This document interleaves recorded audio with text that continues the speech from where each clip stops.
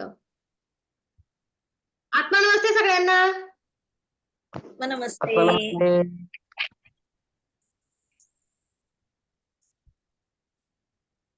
Manjushree healing institute मध्ये आपलं सगळ्यांचं मनापासून स्वागत आहे.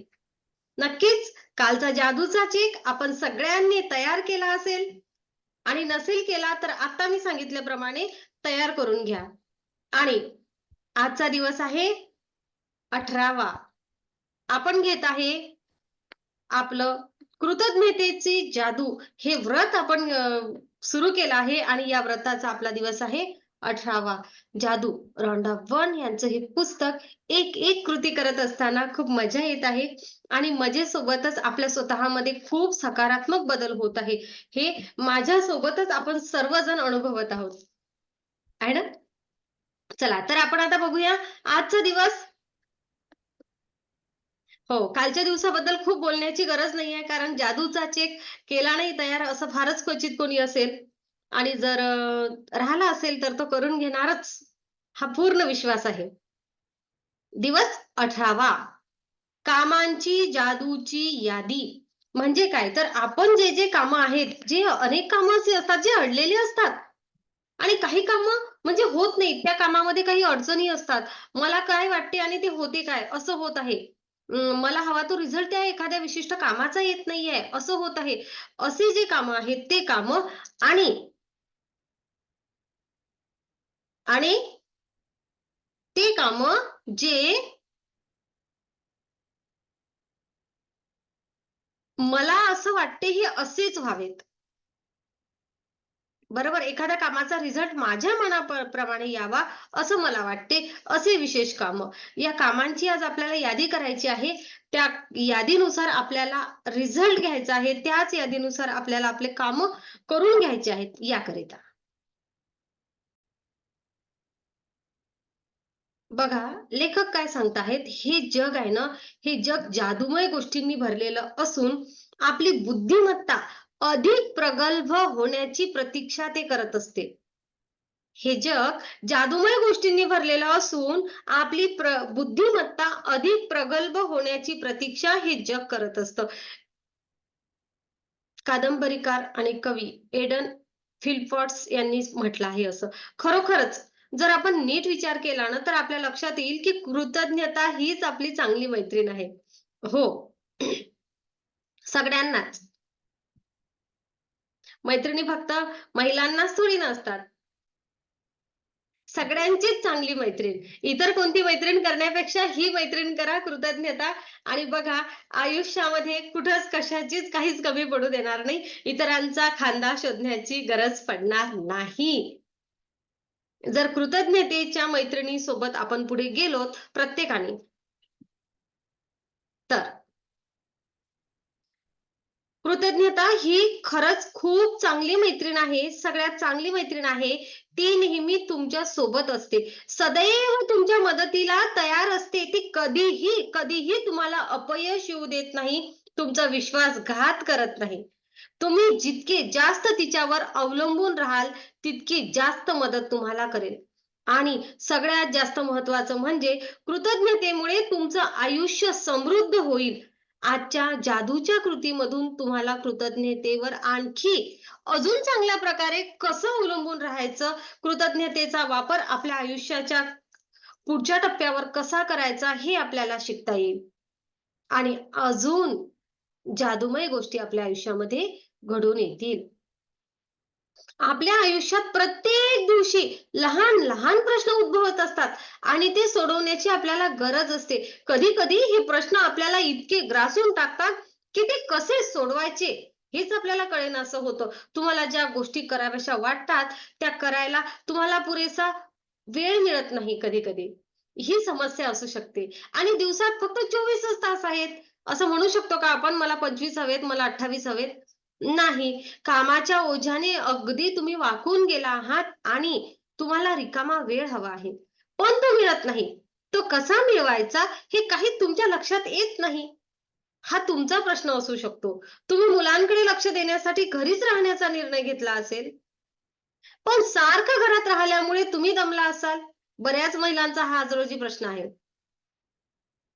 मुलांच्या संगोपनासाठी थोडे दिवस जॉब सोडायचा विचार करतात आणि जॉब सोडल्यानंतर त्यांची एवढी चिडचिड होते ना, की मी पुन्हा मी माझ्या लाईफमधलं काय गमावून बसले आहे, काय नाही या गोष्टीकडे लक्ष केंद्रित होते. 5 वर्ष वाया जात आहेत माझ्या आयुष्यामधले. मी चूक केली का? आहे ना? मला त्या सगळ्या गोष्टींची मनाला, शरीराला सवय झालेली असते आणि मग असं वाटतं, की मी खूप चूक केली आहे आणि खरं तर ते आहे ना, त्यांचं आयुष्य हरवल्यासारखं त्यांना वाटतं आणि हे मी माझ्या टॅरो रिडिंगच्या अनुभवातून सांगते हं. फारच फ्रस्ट्रेट होतात महिला, की बापरे! आता काय करावं? हा काळ त्यांच्यासाठी खूप कठीण असतं. पण खरं आहे ना, मला काय हवं आहे, काय जात आहे हातामधलं नाही, मला काय हवं आहे, या गोष्टीकडे जर लक्ष केंद्रित केलं ना, मला टार्गेट काय आहे? माझं टार्गेट आहे, की माझ्या मुलांना मोठं करायचं. मग माझ्या मुलांना मोठं करणे हे जर माझं टार्गेट आहे, माझ्या आयुष्याचं टार्गेट आहे आणि मुलांसाठी म्हणून मी जर एक अपत्य मोठं करायचं, अपत्य हवं आहे यासाठी म्हणून जर मी विचार केला आहे, तर मग तेथे अ, तो जो वेळ आहे, ते टार्गेट कंप्लीट होत आहे, या खुशीमध्ये घालवायला हवा, की दुःखात घालवायला हवा? कारण बाळ मोठं होत आहे, यापेक्षा अजून आनंदाची गोष्ट दुसरी कोणती असू शकते का? बरोबर? अशा प्रकारे. म्हणजेच काय तर लेखिकांनी सांगितलं आहे, की तुम्ही दमला आहात, थकला आहात, तर ह्यामधून बाहेर पडा. मुलांसाठी घरी राहण्याचा निर्णय घेतला असेल, पण सारखं घरामध्ये राहिल्यामुळे आपल्याला असं थोडंसं ताणतणावामध्ये असल्यासारखं वाटते. तुम्हाला बाहेर पडता यावं असं वाटतं, पण कोणाचा आधार नसतो. ही तुमची अडचण असते. कदाचित तुम्हाला एखाद्या प्रश्नानं हेरलं असेल आणि तो तुम्हाला सोडवायचा आहे, पण तो कसा सोडवायचा हेच तुम्हाला कळत नाही. तुमच्या हातून काहीतरी हरवलं असण्याची शक्यता आहे आणि ते तुम्ही शोधण्याचा प्रयत्न करत आहात. पण दुर्दैवानं ती गोष्ट सापडली नाही किंवा तुम्हाला तुमचा एखादा पाळीव प्राणी पाळायचा आहे, तो मनासारखा मिळत नाही. तुम्हाला बाळाला सांभाळायला कोणी हवं आहे, पण ते मिळत नाही. सुंदर केस रचना करायची आहे, पण ते करून द्यायला एखादी ब्युटिशियन मिळत नाही आहे. एखादा चांगला दाताचा डॉक्टर हवा आहे, पण तो भेटत नाहीये. तुम्ही खूप प्रयत्न करत आहात, तुम्हाला तुमच्या मनासारख्या गोष्टी करण्याच्या, पण ते होत नाही. कधी-कधी असंही घडतं. कोणीतरी तुम्हाला काहीतरी करायला सांगतं आणि त्याला कसा प्रतिसाद द्यावा हे न कळून तुम्ही अस्वस्थ होता. आता याला हो म्हणावं की नाही म्हणावं एखाद्या गोष्टीसाठी. एखादा निर्णय मी घ्यावा की नाही घ्यावा? असं होतं. आणि एखाद्याबरोबर तुम्ही एखाद्या वादात अटकता. तो वाद संपुष्टात येण्याऐवजी चिघळतच जातो. असं वाटते आता संपेल, मग संपेल, आता थांबूया, मग थांबूया. आज थांबेल हा, उद्या थांबेल. नाही, चालूच राहतो. बरोबर? तर असं होत असेल तर आपल्याला काय करायला हवं? का बरं असं होत आहे? एखादी गोष्ट दुरुस्त होण्याऐवजी बिघडतच का बरं जात आहे? या गोष्टीचं उत्तर आपल्याला शोधायचं आहे आणि ते आपण आजच्या सेशनमध्ये शोधू. म्हणजेच आजच्या सेशनमध्ये आपण असा विचार करणार आहोत, की जर का ही समस्या आहे किंवा अशापैकी कुठलीही समस्या आहे, तर तेथे कृतज्ञतेच्या जादूचा उपयोग करून आपण कशाप्रकारे मार्ग काढू शकतो आणि आपल्याला जे हवं आहे ते आपण कशाप्रकारे मिळवू शकतो. कठीण भाषेत.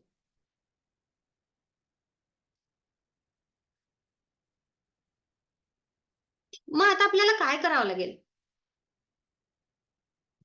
आपल्याला ज्या प्रश्नांच्या बाबतीमध्ये काय करावं हे कळत नाही. तेथे आपल्याला काय करायचं आहे, तर कृतज्ञतेची जादू घडवून आणायची आहे. या कृतीमध्ये काय करायचं आहे, तर या कृतीमध्ये आपल्याला आपल्या मनासारख्या गोष्टी घडून येण्यासाठी आकर्षणाच्या सिद्धांतानुसार लोक, परिस्थिती आणि कृतज्ञतेच्या जादू शक्तीच्या सहाय्याने पुनर्मांडणी करावी लागते. आणि यामुळे तुमच्या मनासारख्या गोष्टी घडून येतील. त्या अशा घडतील तुमच्यासाठी त्या कोण घडवून आणेल हेही तुम्हाला कळणार नाही. कोणी केलं, काय केलं नाही. ते घडलं हे तुम्हाला समजेल. पण त्याच्याशी तुम्हाला काही मतलब असण्याचं कारण नाही. तुम्हाला फक्त गोष्ट तुमच्या मनासारखी व्यक्त करायची आहे. मग बघा ती काय जादू होते तर. तुमचं टार्गेट आहे, की मला जी हवं आहे, मला जी गोष्ट घडवून आणायची आहे, ती घडत आहे. माझी जी इच्छा आहे ते होत आहे. बस. मग ते कोणी केलं, कसं केलं, कशाप्रकारे केलं, केव्हा केलं, यासोबत नाही. फक्त तुमच्या विचारांवर तुम्हाला योग्य प्रकारे काम करायचं आहे आणि मिरेकल्स आपल्या आयुष्यामधले घडताना बघायचे आहेत. आता एखाद्याला वाटेल की ही अंधश्रद्धा आहे का? नाही. आकर्षणाचा नियम आहे. सेम फ्रिक्वेन्सी एकमेकांकडे मॅच करते. जो आकर्षणाचा नियम आहे, की सारख्या गोष्टी एकमेकांकडे आकर्षित करतात. मग जर मी आनंद आकर्षित करत आहे, तर माझ्याकडे आनंद येईल. मी जर दुःख आकर्षित करत असेल, तर माझ्याकडे दुःख आकर्षित होईल. अच्छा कोणाकोणाला माहीत आहे, की ज्या लोकांना सॅड सॉन्ग्स आवडतात, दुःख भरे गाणे ज्यांना ऐकतात, त्यांच्या आयुष्यामध्ये दुःख आलेलं असतं.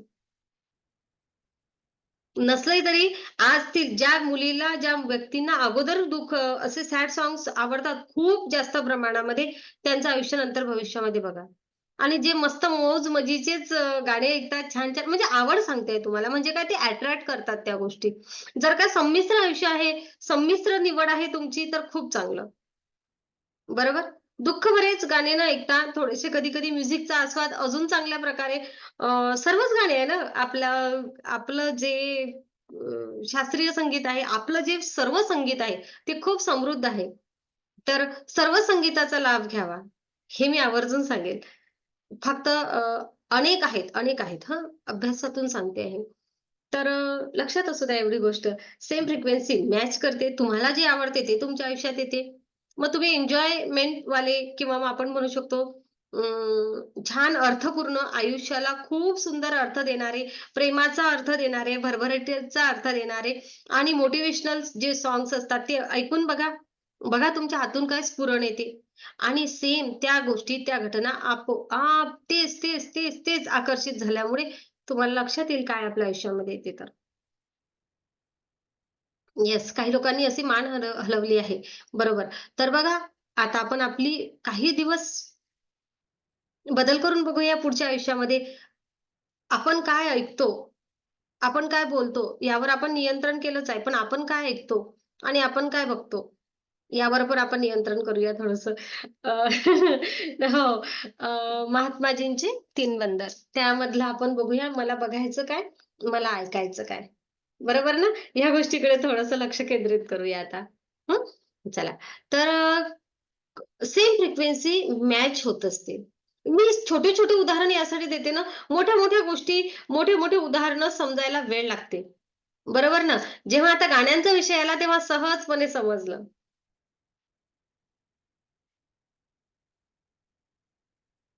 आज आपल्याला काय करायचं आहे? सगळ्यात महत्त्वाच्या कोणत्या गोष्टी घडाव्यात?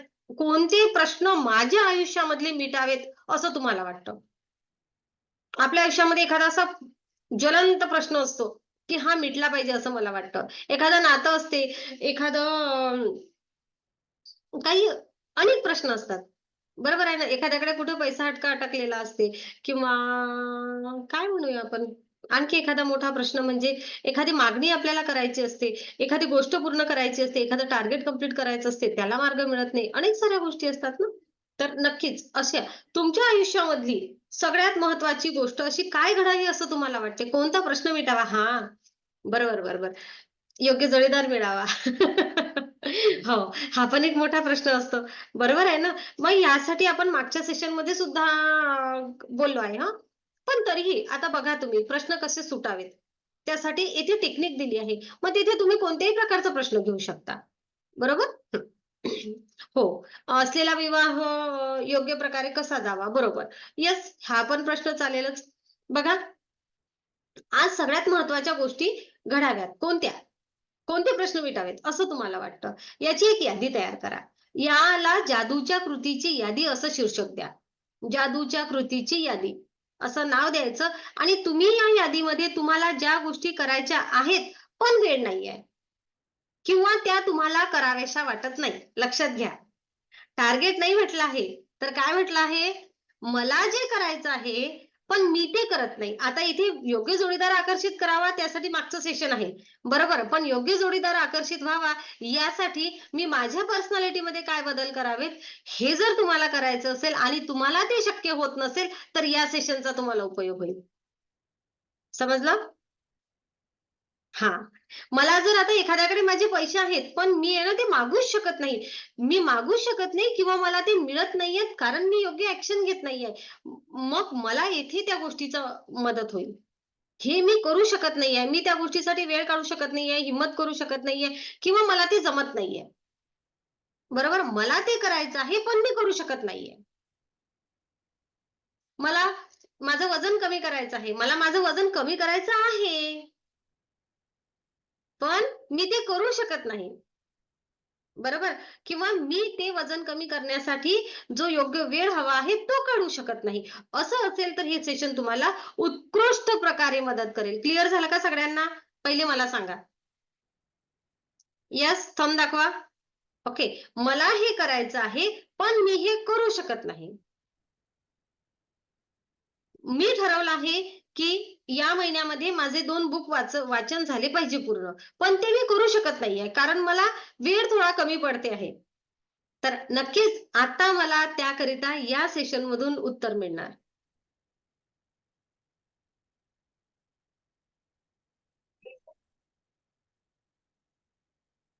मला करायचं आहे, पण मी करू शकत नाही. मला मे बी मला कुठेतरी वेळ मिळत नाही, असं काहीतरी.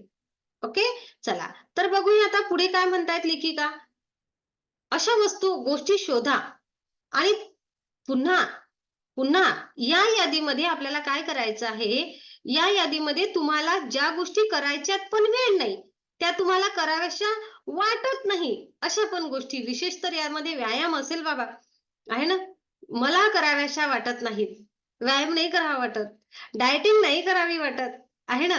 ह्या गोष्टी मला वेळ मिळत नाही किंवा माझ्याच्याने होत नाही, मी करू शकत नाही किंवा मला कराव्या वाटत नाही. हो, येस. मला अनेक अनेक विद्यार्थ्यांना अभ्यास करावा वाटत नाही. मला करायचा आहे पण करावा वाटत नाही. तो तुम्हाला करावाच लागेल. पण त्या अभ्यासाबद्दल आकर्षण कसं निर्माण व्हावं, तो तुम्हाला करावासा कसा वाटावा, त्याच्याबद्दलची गोडी कशी वाटावी, यासाठी मात्र हे सेशन तुम्हाला उत्तम प्रकारे मदत करेल. आहे ना? खरं आहे. अभ्यास पण आहे. पण ना खूप लोकं, खूप मुलं आहे ना, आवड म्हणून अभ्यास करतात. त्या अभ्यासाची आवड स्वतःमध्ये निर्माण करायची आपल्याला. बघा, एक-एकच विषय येतोय पुढे आहे ना. तुमच्या आयुष्यातील अशा कोणत्याही क्षेत्राचा विचार करा, ज्या ज्याबाबतची समस्या सुटावी असं किंवा काहीतरी केलं जावं असं तुम्हाला वाटतं. बरोबर? एकदा का तुमची ही यादी करून झाली, की आजच्या दिवसासाठी ज्यावर तुम्हाला नीट लक्ष केंद्रित करता येईल, अशा फक्त 3 गोष्टींची निवड करा. 3. कारण आपले प्रॉब्लेम तर भरपूर असतील. मग सगळेच नाही घ्यायचे एका वेळेस. आपल्याला 3च घ्यायचे आहेत. एक गोष्ट घ्या आणि तुमच्यासाठी ती जादूने घडून आली आहे अशी कल्पना करा. सगळे लोक, परिस्थिती, घटना तुम्हाला हवी आहे तशी घडून येण्यासाठी प्रयत्न करत आहेत आणि ती गोष्ट यशस्वीपणे घडून आली आहे अशी कल्पना करा. सर्व गोष्टी घडून आल्या, प्रश्नाची उकल झाली, प्रश्न सोडवले गेले, की तुम्ही मोठ्या प्रमाणावर त्याबद्दल आभार मानत आहात, अशी कल्पना करा. तुम्ही निवडलेल्या 3 गोष्टींपैकी प्रत्येक गोष्टीसाठी किमान 1 मिनिट वेळ द्या. ती गोष्ट तुमच्या मनासारखी घडून आली आहे, अशी कल्पना करा. प्रचंड कृतज्ञता व्यक्त करा. येथे शब्द प्रचंड वापरला आहे. लक्षात असू द्या. हं. तुमच्या यादीतील इतर गोष्टींबाबतही आपण इतर वेळी कधीतरी ही कृती करून बघू शकता. पण त्यासाठी गोष्टी प्रमाणे घडून येतील अशा प्रमाणे जादूच्या कृतीच्या यादीत समाविष्ट करून त्यांना जादूची शक्ती लावावी लागेल. तुमच्या मनासारख्या गोष्टी खरोखर घडून येतील. त्या कशा घडतील, तुमच्यासाठी त्या कोण घडवून आणेल, याबद्दल तुम्हाला विचार करायचा नाही. ती गोष्ट फक्त तुम्हाला तुमच्या मनासारखी व्यक्त करायची आहे आणि बघायचं आहे, की कशी जादू होते तर. बरोबर? आता लक्षात घ्या, मगाच सांगितल्याप्रमाणे सारख्या गोष्टी एकमेकांकडे आकर्षित होतात. या आकर्षणाच्या सिद्धांतानुसार तुमच्या एखाद्या प्रश्नाबाबत संभाव्य उत्तर कोणतं आहे, हे तुम्ही आधी विचार करून ती आधीच तुम्हाला मिळाली आहेत, असं मानून कृतज्ञता व्यक्त करता. तुमच्या खऱ्या आयुष्यातील ज्या परिस्थितीचे प्रश्न तुम्हाला सोडवायचे आहेत, त्याची उत्तरे या तुमच्या मनातील संभाव्य उत्तराकडे आकर्षित होतील. या उलट तुम्ही तुमच्या प्रश्नावर लक्ष केंद्रित केलं तर आणखी प्रश्न तुमच्याकडे आकर्षित होतील. तुम्हाला उत्तराला तुमच्याकडे आकर्षित करून घ्यायचं आहे, प्रश्नाला नाही. तुम्हाला उत्तर सापडलं आहे आणि तुमचा प्रश्न सुटला आहे, असं मानून जेव्हा तुम्ही कृतज्ञता व्यक्त करता, तेव्हा उत्तरच तुमच्याकडे आकर्षित होतात. तुम्हाला समजलं का? काय म्हणायचं आहे तर? म्हणायचं असं आहे, की तुमच्या आयुष्यामध्ये जो कुठलाही प्रश्न आहे, जे 3 प्रश्न आपल्या यादीवर आहेत, तर हे प्रश्न मिटलेले आहेत, असा विचार करा. हं. हे प्रश्न मिटले आहेत आणि ते कसे मिटले आहेत? मग ते सेलिब्रेशन आपण करत आहे, त्याचं काय आहे ते परिपूर्ण बघा, की हा प्रश्न मिटल्यानंतरचं वातावरण कसं असेल? बरोबर? एखादी वस्तू हरवली आहे, तर ती मिळाल्यानंतर मी कशी प्रकारे कृतज्ञता व्यक्त करेल? एखादं काही कंप्लीट करायचं आहे, जे होत नाहीये. अच्छा हां, वजन कमी करायचा विषय केला होता ना आपण. मग वजन कमी करायचं आहे, तर ते वजन आपलं कमी झालेलं आहे. मी दररोज मस्त व्यायाम करत आहे. काय आहे ते आहे. डायटिंग व्यवस्थित आहे आणि माझं मला हवं आहे तेवढं वजन झालेलं आहे. मे बी आपण काट्यावर मोजत आहोत आणि हवं तेवढंच भरलेलं आहे. त्याबद्दल मनापासून कृतज्ञता व्यक्त करा. माझं वजन आहे ना, किती किलो हवं आहे? 50 चालेल? बरोबर असतील की 55 पाहिजे असतील? छोटा पा छोटा 5 करते खाली. 55 चालते? हां. कृतज्ञता व्यक्त करण्यासाठी, की माझं वजन 50 किलो झालेलं आहे. खूप खूप धन्यवाद, खूप खूप धन्यवाद, खूप खूप धन्यवाद. किती छान दिसत आहे मी. स्वतःलाच बघा. अशा प्रकारे. लक्षात घ्या, वजन कमी करायचं आहे, टार्गेट कंप्लीट करायचं आहे. आपल्याला या कृतज्ञतेच्या जादूने आपोआप आपल्याकडे अशा गोष्टी आकर्षित होतील, की ज्यामुळे वजन कमी होणार. बरोबर. पण असं काहीतरी आपल्यापर्यंत आकर्षित झाल्यानंतर आपल्याला काय करावं लागेल? तर ॲक्शन घ्यावी लागेल. नाहीतर म्हणसाल, मी डाएट करत आहे, मी योग्य डाएटचं पालन करत आहे, हे पण त्यामध्ये टाका. वजन हा प्रश्न फार मोठा आहे बरं, छोटा नाहीये. हां, वरून म्हणसाल, "मग मॅडम झालं नाही." मग तुम्ही जर तुमचा प्लॅन फॉलो करा बरोबर, डाएट प्लॅन. आहे ना, तर तो फॉलो करण्यासाठी जी आतून एनर्जी हवी आहे, जे उत्स्फूर्तपणा हवा आहे आपल्यामध्ये आणि तुम्हाला एक सांगू का, योग्य गाईडन्स तुमच्यापर्यंत पोहोचावं याकरिता. आणि वजन तुम्ही लिस्टमध्ये टाकलं म्हणून. आता बघूया, मी लेखिकांचा तुम्हाला एक अनुभव सांगते. कशाप्रकारे त्यांना मदत झाली तर. आणि मग त्या अनुभवानुसार खरोखर वजन हे टार्गेट ठेवायचं की काय टार्गेट ठेवायचं ना आजच्या सेशनचं हे तुम्ही बघा. बरोबर? तुम्हाला आजच्या सेशनमध्ये काय टार्गेट ठेवायचं आहे, की बाबा मला जादुई कामाची यादी, माझे कुठलं काम मला टाकायचं आहे यामध्ये हे तुम्हाला बघायचं आहे. आपोआप तुम्हाला गोष्टी समजतील.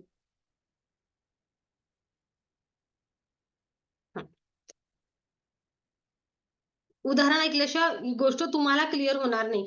कारण काय होऊन राहिलं तुम्ही म्हणजे खूप खूप गोष्टी टाकताय. मला हे करायचंय, ते करायचंय. सारख्या गोष्टी एकमेकांकडे आकर्षित होतात. या सिद्धांतानुसार तुमच्या एखाद्या प्रश्नाबाबत संभाव्य उत्तर कोणतं आहे? हे आधी विचार करून तुम्हाला ते उत्तर अगोदरच मिळालेलं आहे, असं मानून कृतज्ञता व्यक्त करा.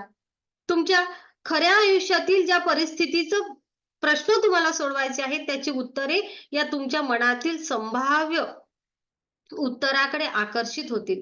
या उलट तुम्ही प्रश्नावर लक्ष केंद्रित केलं, तर आणखी प्रश्न तुमच्याकडे आकर्षित होतील. तुम्हाला उत्तराला तुमच्याकडे आकर्षित करायचं असेल, तर तर लक्षात घ्या, तुम्हाला उत्तराला तुमच्याकडे आकर्षित करायचं आहे, प्रश्नाला नाही.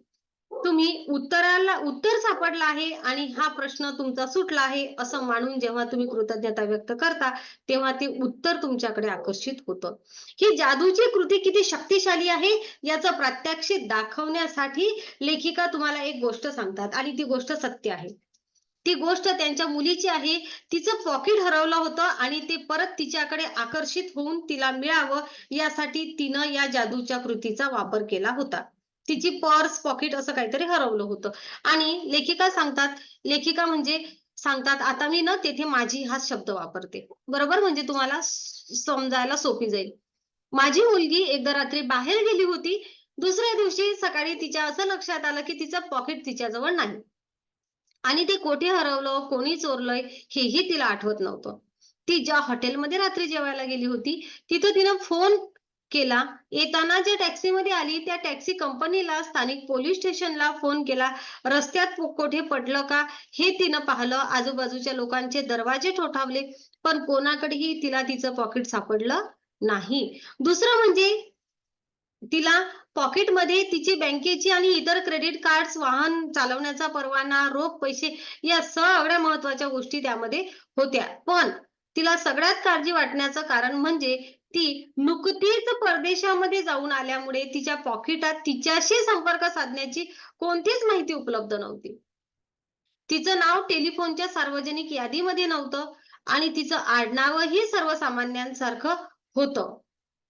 त्यामुळे पॉकेट मिळण्याची काही आशा दिसत नव्हती. म्हणजे एका आडनावाचे भरपूर लोकं असतात तशी ती होती. एखाद्या सगळ्या अडचणीमधून पॉकेट मिळणं अशक्य दिसत असून सुद्धा ती एका जागेवर शांत बसली ती मुलगी आणि तिने डोळे मिटून घेतले आणि पॉकेटाचं चित्र मनामध्ये आणलं. ते पॉकेट तिच्या हातात आहे. तिनं ते उघडून पाहिलं आणि सगळ्या गोष्टी आहेत की नाही हे तपासलं. आणि तिनं ते पॉकेट तिला परत मिळाल्याबद्दल आणि त्यातील सगळ्या गोष्टी जशाच्या तशा आहेत याबद्दल कृतज्ञता व्यक्त केली. सध्या पॉकेट मिळालं आहे का? नाही. पण तरीही तिने ही कल्पना केली, की माझ्या सगळ्या वस्तू बरोबर आहेत आणि पॉकेट मला मिळालेलं आहे. खूप खूप धन्यवाद. खूप खूप धन्यवाद. खूप खूप धन्यवाद. बरोबर. दिवसभर जेव्हा-जेव्हा तिला पॉकेटाची आठवण आली, तेव्हा-तेव्हा तिने तिच्या हातामध्ये ते पॉकेट आहे अशी कल्पना केली आणि पॉकेट तिला परत मिळाल्याबद्दल खूप आनंद, कृतज्ञता व्यक्त केली. मग काय झालं तर रात्री खूप उशिरा 100 किलोमीटर लांब राहत असलेल्या एका शेतकऱ्याचा तिला फोन आला. बघा हां, कान देऊन ऐका. तिला फोन आला, तिचं पॉकेट त्याला सापडलं आहे. या सगळ्या गोष्टीतला कारक भाग असा, की शेतकऱ्याला ते पॉकेट सकाळी-सकाळी या मुलीच्या घराजवळच्या रस्त्यात सापडलं. त्यानं लगेचच त्या पॉकेटामध्ये तिच्याशी संपर्क साधण्याचा काही क्रमांक आहे का, याचा शोध घेतला. त्याने त्या पॉकेटाचा मालक कोण आहे हे शोधण्यासाठी अनेक फोन लावले, पण उपयोग झाला नाही. शेवटी त्यानं प्रयत्न करायचं सोडलं आणि तो ते पॉकेट घेऊन त्याच्या शेतावर निघून गेला. पण जेव्हा तो शेतकरी शेतामध्ये फिरत होता, तेव्हा ते पॉकेट सारखं त्याला टोकत होतं आणि त्यामुळे त्याला काही सुचत नव्हतं. शेवटी त्यानं परत एकदा सगळं पॉकेट शोधलं, तेव्हा त्याला एका पुरुषाचं नाव असलेला कागदाचा तुकडा परत सापडला. त्यानं माझ्या मुलीचं आडनाव त्या पुरुषाच्या नावाला जोडलं. अंदाज करून पाहिला आणि टेलिफोन डिरेक्टरीमध्ये चौकशी केली. त्या यादीत या नावाचा आणि आडनावाचा केवळ एकच क्रमांक होता. शेतकऱ्याने त्या 1 मिनिट त्या यादीमध्ये या क्रमांकाचा एकच नंबर होता आणि शेतकऱ्याने त्या क्रमांकावर फोन केला. तो त्यांची तो या मुलीच्या वडिलांच्या घरचा क्रमांक होता. ही जी मुलगी आहे या मुलीच्या वडिलांच्या घरचा क्रमांक होता आणि आणि आजपर्यंत या शेतकऱ्याला हा क्रमांक कसा मिळाला हे लेखिकांना समजलंच नाही. का माहितीये? कारण या यादीमध्ये जी टेलिफोनची यादी होती, त्या यादीमध्ये या क्रमांकाचा समावेशच नव्हता. लिस्टमध्ये नंबरच नाहीये, नावच नाहीये. यानंतर तर डिरेक्टरी मदत केंद्राकडे त्यांनी बऱ्याच वेळा फोन केला. तेव्हा त्यांचं एकच उत्तर येत होतं, "माफ करा, हे नाव यादीमध्ये नाही."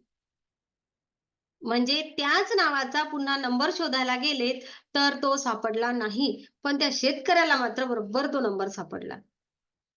म्हणून अगोदर सांगितलं आहे, की की तुम्ही ते काम कसं झालं, काय झालं हा विचार करू नका. फक्त तुम्ही विश्वास ठेवा आणि कृतज्ञ राहा. ओके. असेच आश्चर्यकारक आणि अशक्य वाटणाऱ्या घटना घडून 100 मैलावरून येऊन सुरक्षितपणे जसंच तसं पॉकेट त्या मुलीला परत मिळालं आणि तिने फक्त तिचं पॉकेट परत मिळालं आहे असं समजून कृतज्ञता व्यक्त करण्याचं काम काय केलं होतं तिने मनापासून केलं होतं आणि कृतज्ञतेनंतरही तिची जादू करून दाखवलीच. प्रत्येक व्यक्ती, परिस्थिती आणि घटनेला तिनं हलवलं. मुलीकडे तिचं पॉकेट परत आलं. तुम्हालाही अशा प्रकारे कृतज्ञतेच्या जादुई शक्तीचा वापर करण्यासाठी ती उपलब्ध आहे. ती सदैव तुमच्या मदतीसाठी तयार असते. फक्त तुम्हाला तिचा शोध घ्यावा लागतो आणि तिचा कसा वापर करावा हे समजून घ्यावं लागतं, शिकून घ्यावं लागतं. अनेक लोकांच्या अनेक गोष्टी हरवलेल्या असतात. काही लोकांच्या काही गोष्टी चोरी गेलेल्या असतात.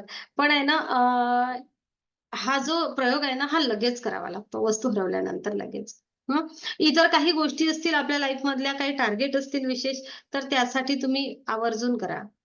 कुठे एखादं नातं चोरीला जातं, आहे ना? नातेसुद्धा चोरल्या जातात बरं. जेव्हा हो. जेव्हा येसाल ना तुम्ही सेशनला रेकीच्या, तेव्हा सांगेल तुम्हाला. नातेसुद्धा चोरल्या जातात. फक्त प्रॉपर्टीज नसते चोरल्या जात, आहे ना? तर असं म्हणण्यापेक्षा आपण हीलर आहोत. आपण म्हणूया, की चुकूनही कोणतीच गोष्ट चोरल्या जाऊ नये आपली, बरोबर? पण जर आयुष्यामध्ये असे काही प्रसंग आले, तर कृतज्ञतेच्या जादूचा वापर करा आणि आणि आ आज आपली यादी तयार करा. कुठल्या गोष्टीचं टार्गेट मला कंप्लीट करायचं आहे, पण ते होत नाहीये किंवा मी करत नाहीये, माझ्याच्याने ते होत नाहीये किंवा मला ते करावं वाटत नाहीये.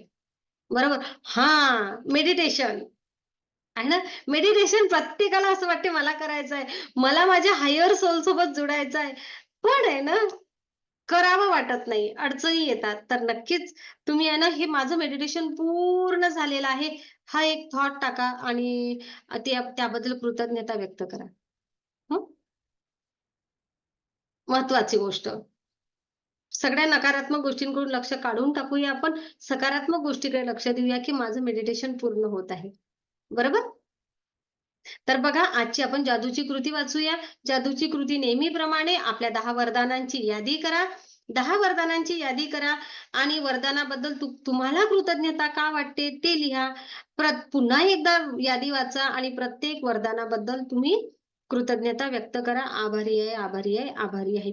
तुम्हाला ज्या महत्त्वाच्या गोष्टी करायच्या आहेत, जे प्रश्न सोडवायचे आहेत, ती यादी करा आणि त्याला तुम्ही अ, कामांची जादूची यादी असं नाव द्या. या 3 गोष्टीची निवड करा. नंतर एक-एक गोष्ट स्वतंत्रपणे घ्या आणि तुमच्यासाठी ती पूर्ण झाली आहे अशी कल्पना करा. प्रत्येक गोष्टीसाठी किमान 1 मिनिट वेळ द्या. ती गोष्ट व्यवस्थितपणे घडून आली आहे अशी कल्पना करा आणि त्या बदल्यात मोठ्या प्रमाणामध्ये कृतज्ञता व्यक्त करा. आज झोपी जायच्या अगोदर आपला जादूचा दगड. आज दिवसभरामध्ये घडलेल्या चांगल्या-चांगल्या, उत्तमात उत्तम गोष्ट याला सांगा आणि कृतज्ञतेच्याच भावामध्ये झोपी जा. हा अंथरुणाच्या जवळ कुठेतरी ठेवा आणि खूप खूप धन्यवाद. खूप खूप धन्यवाद. खूप खूप धन्यवाद. Thank you, thank you, thank you. आत्मा नमस्ते सगळ्यांना.